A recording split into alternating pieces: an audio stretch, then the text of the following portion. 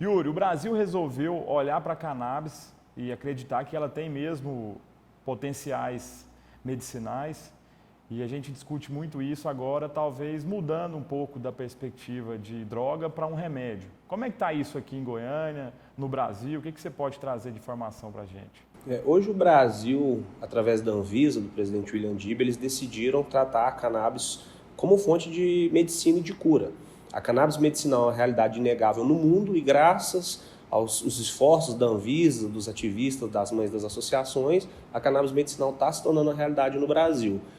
Nós temos hoje, para realmente defender a bandeira da cannabis medicinal, as associações e os pacientes. Porque, no geral, hoje, quando o próprio governo se manifesta, ele fala do canabidiol, também chamado de CBD, né, que é a sigla dele, que é um composto só da planta. E isso não é cannabis medicinal. A cannabis medicinal é usar a planta inteira para poder fazer algo que seja seguro e eficaz para o tratamento. Hoje, no Brasil, a gente está tendo esse movimento através da Anvisa, mas a Anvisa está prevendo uma regulamentação muito rígida. A gente percebe que, da forma que ela está prevendo, somente grandes empresas, empresas multimilionárias vão ter a possibilidade de trazer a cannabis medicinal. O que isso faz? Faz um preço elevado. A gente precisa que a cannabis medicinal seja acessível não somente para o rico, mas para todas as classes da sociedade. E para isso é onde entram as associações para fazer esse tratamento social, esse tratamento acessível para os pacientes. Falando em associações, explica pra gente então um pouquinho o que é essa associação que você fundou, a AGAP. A AGAP é a Associação Goiana de Apoio e Pesquisa à Cannabis Medicinal. É uma associação que ela é composta por diversos membros da sociedade civil, tanto no nível técnico quanto no nível de idade. A gente prevê poder levar a terapêutica canábica para todos os goianos. A gente tem essa ideia baseada na Associação Abrace da Paraíba, que é uma associação que hoje tem a permissão judicial para cultivar e produzir o remédio, tem uma taxa de eficácia de 99%. Então, as associações como a AGAP, o que elas querem? Elas querem fazer o cultivo associativo. Hoje eu sou graduado em cultivo pela Universidade de Oxford, na Califórnia. Nós temos hoje um médico, o Dr. João Normanha, temos um farmacêutico, temos uma psicóloga, temos advogados. Então, hoje a gente quer poder fazer com que isso seja desmistificado, acessível, eficaz e seguro para os pacientes e para os brasileiros. Que tipo de pacientes vocês têm lá na associação? Olha, os dois principais, nichos, né, de pacientes que nós temos hoje são idosos, são pessoas na terceira idade, neuropáticos com Alzheimer, Parkinson, doenças também desmielinizantes e demenciais, e o outro são crianças com autismo. Ambos os dois polos da AGAP têm demonstrado um resultado incrível na terapêutica canábica. A gente tem, inclusive, vários pacientes que já usavam o próprio canabidiol. Eles ou compravam ou tinham autorização da justiça para o Estado pagar o CBD, só que eles não tinham a eficácia. A gente tem relatos de pacientes que estavam usando 3 vezes a dose do canabidiol só para ver se alguma coisa acontecia, porque ele falava, de fato, nada mudava na minha vida. E nós temos também fibromiálgicos, temos crianças com algumas doenças raras, temos também hoje pacientes com leucemia, alguns com câncer, todos que não respondem à terapia tradicional. Eles já tentaram de todas as formas se tratar, usaram todos os remédios de tarja verde a preta e não tiveram eficácia. Os nossos pacientes, e isso é importante frisar, as pessoas estão tentando viver. Um paciente hoje que busca uma associação, ou uma pessoa que busca até através de um habeas corpus, um cultivo em casa, ele só está tentando viver. E é o que a nossa Constituição prevê, a saúde está acima de tudo. Yuri, o que te fez acreditar que a cannabis cura? Minha mãe teve um AVC. Minha mãe era uma mulher muito ativa, tanto na vida pública, quanto uma pessoa que amava fazer exercícios, cantava e tudo. E ela teve esse AVC. Quando ela saiu do coma induzido do AVC, ela desenvolveu um quadro de demência. Não bastasse, né, esse AVC ter tomado metade do corpo dela, então ela não tem a mobilidade de metade do corpo, e que isso causa muita dor e enrijecimento dos músculos. Ela desenvolveu um quadro de demência muito agressivo. Quando ela saiu do coma induzido, um médico do hospital sírio-libanês falou pra gente, olha, a gente só ouviu falar de neurogênese, ou seja, nascer células do cérebro, o cérebro voltar a ser o que era depois do dano que foi feito com a cannabis, um estudo de Israel. A minha irmã através de um outro neurologista, também ouviu a mesma informação, que os estudos que apontavam você poder trazer a pessoa de volta desse quadro de demência, até então só se demonstrava eficaz com a cannabis. E foi essa situação mesmo familiar. Era um desespero muito grande. Na época, vivíamos só eu e minha mãe na casa, e a gente precisava trazer alguma coisa, trazer qualidade de vida para ela. Não bastasse a demência vir ali, tá tomando conta dela, no tempo também estavam vindo assim depressões, né, que acompanham a pessoa, ela vê que a vida dela foi reduzida, que ela não tem mais aquela possibilidade. Então a cannabis medicinal veio como essa terapia alternativa e que, de fato, hoje quem vê minha mãe sabe que mudou a vida dela. De quando ela saiu do AVC hoje, minha mãe faz exercício, minha mãe fala, lê, tá voltando inclusive a escrever com o outro braço dela que está funcionando. Isso não seria possível se não fosse a cannabis medicinal. Há alguns anos, a judicialização de alguns casos feito pelos familiares forçou a Anvisa a liberar o remédio importado, né? Isso. E eu sei que ela também tem trabalhado para, no futuro, ter a possibilidade desses remédios serem feitos aqui no Brasil. A minha pergunta Yuri, você acha que é possível a Agape ou outras associações fazerem esse tratamento pela rede pública? Olha, eu acho fundamental. Eu acho que hoje as associações, inclusive há uma previsão na Constituição das parcerias público-privadas, do poder público com as entidades privadas, para poder trazer essa terapia. Eu creio que hoje, se o governo decidir e o SUS decidir levantar a bandeira, eles não vão conseguir sozinhos, porque eles não têm essa expertise.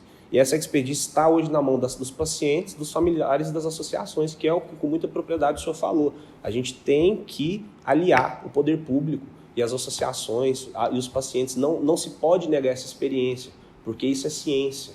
A gente tem aqui também várias universidades que estão desejando poder iniciar essa pesquisa. Então, o poder público ele tem mais do que vias suficientes para poder trazer essa implementação, seja também por projetos de leis de parlamentares, seja pela iniciativa própria do paciente, do cidadão, como foi essa SUG, né, que foi votada agora no Senado, essa sugestão. Então, a gente crê demais nessa possibilidade do poder público e o SUS trazer essa terapia, porque, no final das contas, se cannabis é fonte de medicina, fonte de qualidade de vida, e o SUS é quem deve lidar com isso, nada mais lógico do que essas parcerias.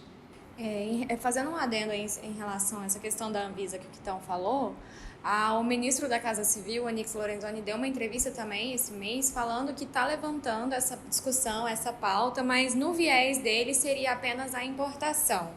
A gente não poderia cultivar aqui, teria que importar. Como é que você avalia essa questão? Assim, mais cedo a gente conversou, né, fora do podcast, e você disse que o produto, o remédio, ele é específico para cada paciente. Não tem, assim, um produto X e o Y e a gente só se adequa a esses dois. Como é que pode ser essa importação de forma prejudicial para os pacientes? Olha, a posição do ministro, ela não está alinhada com a posição da ciência. Hoje é sim uma demonstração que o governo está tentando fazer alguma coisa, mas eles estão fazendo uma solução que vai criar mais judicializações. Por quê?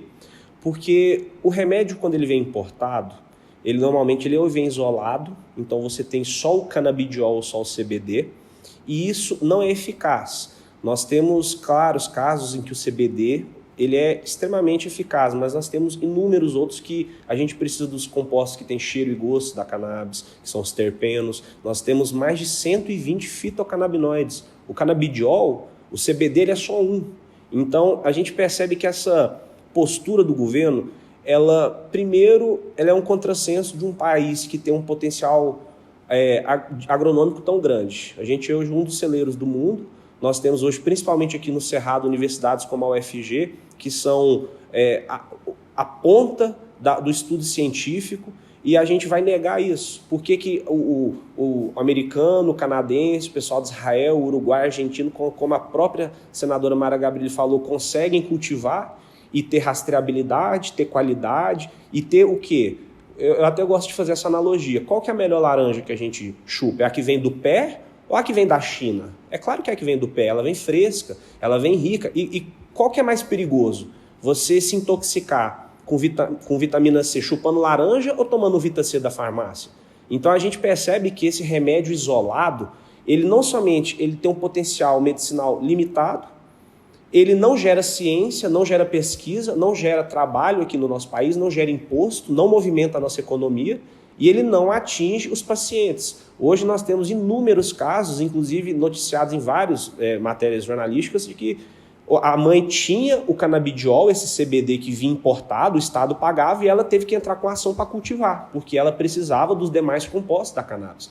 Então a gente percebe que essa movimentação do ministro ela é um contrassenso com a ciência, com o potencial econômico e científico do nosso país, porque o Brasil é sim um dos maiores campos de pesquisa na agronomia e na agricultura, principalmente no estado de Goiás. E então nosso país não está precisando dessa movimentação econômica, a gente não está precisando gerar essa mão de obra, a gente não está precisando deixar isso acessível, porque como o ministro está prevendo, essa importação, a Anvisa hoje tem uma forma de importação, só que você tem que comprar o lote do ano inteiro, esse remédio é caro, então tudo isso que está sendo feito onera, não gera eficácia e não gera nada de realmente positivo para o nosso país. Nosso país ele é soberano, nossos cientistas, nossas universidades, nós temos a capacidade de cuidar disso, a gente não precisa de importação. Yuri, por falar nisso, esses remédios que a gente compra com autorização da justiça vêm dos Estados Unidos e Europa, né? Isso. Além do Brasil estar perdendo muito com isso, a indústria farmacêutica já se atentou para isso? E eu queria saber de você que entende, se ela se atentou, isso é bom ou ruim?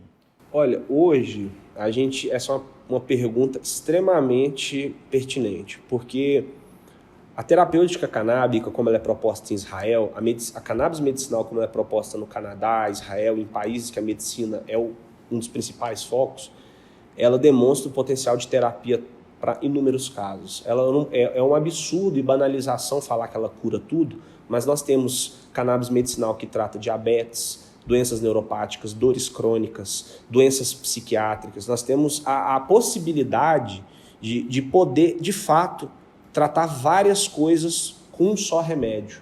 Nosso médico fala, a cannabis é uma farmacopeia sozinha. Então, eu imagino que um lado da indústria farmacêutica que se preocupa, de fato, em trazer qualidade e saúde, se atenta e está tentando, mas existe um outro lado da indústria farmacêutica que percebe a ameaça que a cannabis é. Não é à toa que ela é proibida há tanto tempo. E não nasceu de uma proibição científica, nasceu de uma proibição que tinha... o principal foco era que o algodão ia ser ameaçado pela produção da cannabis, porque a fibra da cannabis é, em inúmeros fatos, melhores do que a do algodão, e porque a cannabis hoje, com o que nasceu em Israel e com as pesquisas, ela trata de Alzheimer até depressão. E isso vai mandar muito remédio para a vala do esquecimento. Então tem esse potencial. Falando em Alzheimer, vamos entrar num outro contexto. Oi, Felipe, tudo bem? Olá, tudo. A gente quer saber, assim, qual que é a sua história, né, de envolvimento com a associação, seu pai é paciente. Conta pra gente um pouquinho dessa história. Então, minha história começa, né, com toda essa pesquisa, mas já começa desde a minha doença, né? Desde que eu começo a me tratar, porque eu trato pela leucemia também. E aí, a partir de que eu já percebi, né, um efeito positivo da cannabis, eu já comecei a me atentar a isso.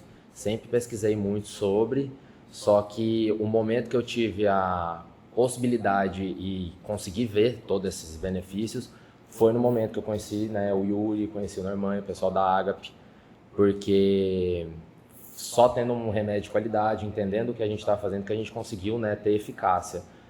Meu pai hoje, ele, né, para quem não viu o vídeo, acredito que eu acho que todo mundo que está escutando esse podcast, eu acho que deve ter visto, espero que sim, a intenção é essa, né, de que tenha visto esse vídeo, que tenha entendido a mensagem, tenha visto um senhor com Alzheimer num momento muito triste, muito agressivo, com uma família que estava sofrendo muito e que teve uma mudança surpreendente e a gente mostra tudo isso num vídeo e simplesmente veio à base de uma planta. E a gente não está falando de uma planta que foi feita em laboratório, sem misticismo nenhum, a gente está falando simplesmente de uma planta que cresceu na terra. Então a minha história com a cannabis, ela já vem, lógico, desde a minha doença, mas assim, ela se intensificou quando entrou na vida do meu pai e mostrou uma melhora que eu mesmo às vezes nem acreditava e nem acredito ainda às vezes quando eu olho, porque é tanta coisa, é tanto, igual você estava me perguntando hoje, sabe? Hoje meu pai ainda tem benefícios, depois de 9 meses de tratamento, meu pai ainda está avançando, então o avanço não é um avanço rápido, não é uma cura, igual o Yuri falou, não é algo milagroso, mas é algo que se você tiver insistência, se você tiver conhecimento, se você tiver pessoas para te ajudar e tiver, lógico, boa vontade, muito amor para você tratar essa pessoa, com certeza a cannabis é muito potente, muito eficaz. E assim, de tudo isso que a gente está falando aqui, a gente não consegue entender o porquê que a gente está falando de tudo isso nesse âmbito, né? De conversar dessa hipocrisia, dessa forma, né? De falar sobre um remédio. Século XXI. Né? Século XXI, 2019, né? Pessoas aqui trabalhando, se esforçando desse jeito para fazer um trabalho tão bonito, voluntariamente, mas para poucas pessoas terem acesso, porque infelizmente eles não são 50, cada um ali não tem força de 50 para fazer um trabalho desse. Sem contar que outros países e outros povos estão vivendo isso de uma forma saudável. Sim, Israel, o seu Ivo, né? Ele lá diagnosticado com Alzheimer, o médico ia receitar o remédio de cannabis medicinal para ele, para tratar o Alzheimer dele, e o remédio de cannabis medicinal para prevenir o seu Alzheimer, né, Felipe? Então, a gente percebe que hoje, enquanto vários países a cannabis medicinal gera saúde, imposto, trabalho e um boom da economia, aqui o brasileiro tem que sofrer e só pode vir o que vem de fora. É uma negligência, é uma omissão que vai em contramão à nossa Constituição. Eu acho que o mais desgastante disso tudo é, tipo, eu, como paciente, ter que me desgastar desse tanto para gritar por saúde. Eu acho que isso é o mais absurdo, né? Eu acho que eu não precisava estar fazendo isso. Outros pacientes não precisavam estar fazendo isso. A gente não precisa se desgastar, entrar na justiça para ter um remédio dentro de casa. Isso já é um absurdo por si só. Na Constituição mesmo já está falando que tem... Tipo, na Constituição você tem saúde ali garantida. Se eu falo e eu provo ali que o meu único benefício é com cannabis, por que eu ainda tenho que lutar por isso? Né? Isso não faz muito sentido, sabe? Tudo isso não faz, né? Felipe, na sua família teve resistência ao tratamento? Cara, teve no início, mas no início foi o quê? Lá para 2012, 2013, quando eu já iniciei, tentei, né, falar sobre isso. Só que a resistência não é mais da família, na verdade é a questão do posicionamento dos médicos na frente da família. Essa que eu acho que é a parte mais difícil que a gente enfrenta como paciente. Porque quando a gente fala de cannabis na frente de um médico, o médico simplesmente te ignora. Se você é uma pessoa igual eu, né, nesse estereótipo todo, ele nunca vai te ouvir. Então, é mais nessa parte, eu acho, dos médicos, que a gente sofreu bastante mesmo, sabe? Porque quando você chega para falar sobre cannabis com o médico, seja pro meu câncer, que eu sempre perguntei pro meu câncer a relação de cannabis e meu câncer, por exemplo, semana retrasada, eu fui no médico, e eu tive uma conversa com o médico, expliquei tudo que vocês já ouviram, né, dos meus problemas com a minha leucemia, que eu fico sem comer, tudo. O médico teve a audácia de virar para mim e falar, eu perguntei para ele, o senhor entende sobre, pelo menos alguma coisa sobre cannabis e né, tipo, câncer? Não sou estudioso. Ele me respondeu isso olhando meus olhos, um oncologista de mais de 60 anos, respeitado na cidade. E depois eu virei para ele e perguntei se ele conhecia sobre o sistema primordial do nosso corpo, né, o sistema endocannabinoide, que é por isso que a cannabis tem essa interação toda com o nosso corpo. Ele virou e novamente repetiu a mesma coisa. Não sou estudioso. Ou seja, o que a gente pode enxergar de um médico com um paciente desesperado, contando a sua situação, tentando sobreviver, explicando que a única coisa que está ajudando ele é a cannabis. No fim de toda a minha consulta, ele virou e falou, eu tenho a solução para você. Me prescreveu um psiquiatra, porque a única coisa que vai poder me ajudar é um psiquiatra, porque a minha dificuldade está sendo por conta da maconha. A única coisa que está me prejudicando é isso. Eu ouvi isso há 2 semanas atrás. Eu tenho a gravação disso, ainda estou falando aqui porque eu tenho a gravação disso, porque eu fico indignado, velho. Tipo, a gente sofre coisas como paciente, a gente está na mão dos médicos, porque se eles não estão estudiosos a fim de estudar, quem que vai estudar pra gente? E é um absurdo, né? Porque o sistema endocannabinoide, em 1994, a Organização Mundial de Saúde chancelou. É a mesma coisa de o médico não conhecer um pulmão. Não é ontem, mais de 20 nós anos. Nós temos mais de 20 anos que a medicina reconhece a existência de um sistema no seu corpo que interage com os fitocannabinoides da cannabis. E esse sistema está acima do nosso sistema imunológico, acima do nosso sistema nervoso central, entendeu? Então, como que um médico, em 2019, se ele escrever no Google sistema endocannabinoide, ele consegue, pelo menos, falar o que ele é? E quando você perguntou se ele conhecia o sistema endocannabinoide, ele falou o quê? Não sou estudioso. Isso dói, cara. Dói demais de ouvir.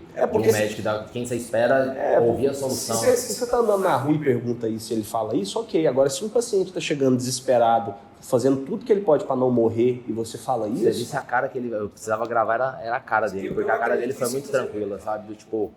Não estão me importando. Responsabilizar juridicamente isso, não né? estão me importando.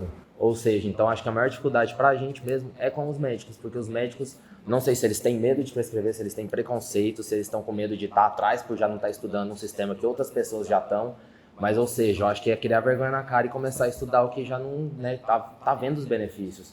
Tem estudos científicos que comprovam isso, Nossa, né? não são Talvez poucos. é uma evolução também da sociedade, que vai começar a exigir que os médicos acompanhem essa evolução, né? Que Cabe comece dos desde pacientes, as cara, é isso. O universidades. paciente tem que chegar no médico e perguntar sobre isso, porque se ele não souber, você tem que cobrar. Quem que vai cobrar do médico se não for o próprio paciente? É só a gente que tem esse poder. A gente tá pagando para isso, ele precisa ter isso para ele poder estar exercendo a profissão dele, né? O juramento dele tá ali. E ele não está cumprindo com o juramento. Pelo menos esse médico e outros que eu já passei até hoje não cumpriram com isso. E a importância que a gente percebe dessa discussão, né? De um espaço onde uma pessoa como você, que um parlamentar, alguém que tem contato com a sociedade e que entendeu que hoje não somente seus eleitores, mas como seus vizinhos podem precisar disso. A gente gosta de falar e repetir, cannabis medicinal, questão de saúde, não tem gênero, não tem religião, não tem partido. Você pode ser da esquerda, da direita, você pode ser o que você for. Se o seu pai tiver Alzheimer, ele pode ter eficácia com cannabis. Se você tiver uma doença neuropática, desmielinizante, demencial, dor crônica, fibromialgia, autismo, cannabis medicinal pode auxiliar você e sua família. Tirando na toxicidade, né? Você não precisa ter medo de toxicidade. Até hoje não se teve uma morte por cannabis medicinal. E quantas se tem por inúmeros outros remédios e a gente não vê esse lobby, não vê essa Aspirina, resistência. por qualquer outra coisa. Se olhar qualquer outro remédio que tiver na farmácia, todos têm morte. Se olhar maconha, não existe morte. Qual que é o sentido da gente estar lutando por algo que não se criou uma morte até hoje no mundo? Mais cedo, o Yuri também estava falando sobre uma questão assim, tem várias pesquisas, nasceu em Israel, ótimo, e para a gente aplicar ela hoje, vocês aplicam ela hoje na associação, também tem todo um protocolo. Tem todo um protocolo. Hoje, principalmente por levar isso para a via associativa do terceiro setor, a gente quer poder realmente trazer isso de uma forma filantrópica, colaborativa, onde os pacientes e nós, os associados e nós, né, que estamos dirigindo essa associação, a gente pode fazer isso de mãos dadas. Desde o momento do cadastro, até a gente solicitar a permissão administrativa da Anvisa para a utilização de remédios à base de cannabis, até a gente trazer as viabilidades, se o paciente quer ingressar no projeto de cultivo associativo ou ele quer um cultivo próprio pelo habeas corpus. Todo esse processo é o que as associações fazem hoje, ele é importantíssimo. Porque hoje a gente chega a paciente que pensa que maconha é igual crack, que paciente que pensa que cannabis pode matar, que eu achei interessantíssimo a Mara Gabrilli falando, olha, eu usei hoje aqui esse remédio com THC, vocês me vêm alucinando aqui? Né? E uma parlamentar respeitadíssima, uma pessoa que tem uma conduta ilibada. E por que a gente tem que, assim, é uma alegria poder fazer isso, mas por que o brasileiro tem que enfrentar tanta burocracia para sobreviver? Para poder chegar em casa e não ter tanto medo de sofrer de uma doença. E quando ainda busca alternativa, ainda escuta uma resposta absurda dessa de um médico, né? É uma tristeza muito grande. Na associação, quais são os avanços que você viu, assim, rápidos? Desde que começou a tratar? Sei. Olha, os principais avanços que a gente percebe, vamos falar do Alzheimer. Nós temos uma grande quantidade de pacientes, né, de terceira idade com Alzheimer, também Parkinson, mas principalmente no Alzheimer e nas doenças demenciais.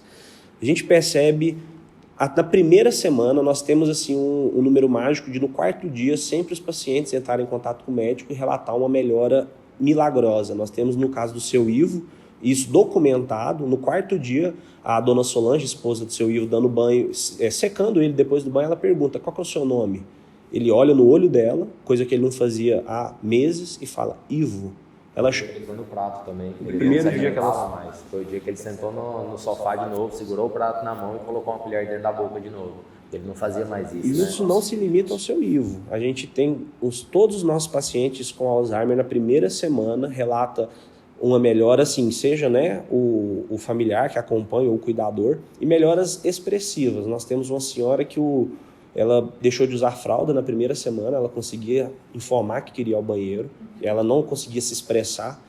Nós temos também ali nos casos de autismo, que são outra grande gama de pacientes que a gente auxilia hoje, melhoras cognitivas, melhoras afetivas. A gente tem inúmeros relatos de mães falando que a primeira demonstração de carinho da vida dela, que ela recebeu do filho, foi depois de utilizar a cannabis medicinal. Nós temos crianças com espectro autista que fizeram a primeira prova da vida deles no quarto dia de utilização do remédio à base de cannabis. E a gente tem que lembrar que mãe não vai pegar uma coisa não vai levantar uma bandeira se não fosse pela melhora do filho. A gente tem inclusive o depoimento de uma mãe das mães cunhas que ela fala, se fosse casca de abacaxi, borracha, eu ia tratar meu filho com casca de abacaxi ou borracha, mas é a cannabis. E a gente percebe que essa melhora, até hoje, e eu já vou até talvez responder uma segunda pergunta, os únicos casos que nós não tivemos resultado com a cannabis medicinal foi depressão e porque a gente não podia recomendar o que precisava. A gente tem formas de utilizar cannabis medicinal que não seja o óleo, não é só ingestão. Nós temos supositórios, nós temos vias inalatórias, nós temos a possibilidade de usar pomadas, comer a cannabis in natura, sem aquecimento, para você não ter a descarboxilação. Tudo isso é tratativa com cannabis. Mas hoje, como eu brinco, assim, e é uma brincadeira muito séria e triste, a verdade no Brasil tem que ser a conta-gotas. Hoje o meu paciente de depressão ele precisa de inalar cannabis, ele precisa de ter essa entrada e saída rápida dos canabinoides.